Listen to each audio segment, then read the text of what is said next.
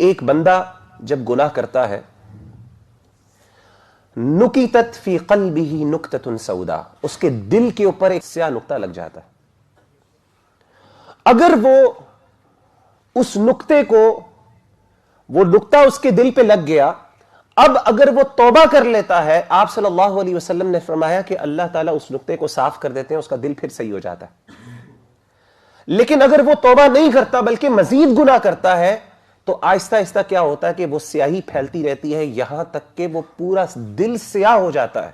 ایسا برتن کی طرح، ایسا مشکیزے کی طرح جس کے اندر بس پانی جاتا رہتا ہے، جو ابزارب کرتا رہتا ہے چیزوں کو، جس میں کوئی چیز ٹھہرتی نہیں ہے، جو پریزرو نہیں کر سکتا کوئی چیز. اور آپ نے کہا کہ اس کی حالت کیا ہوتی ہے، اس کی نشانی کیا ہے کہ لا يعرف معروفا ولا ينکر منکرا الا ما اشرب من هوا.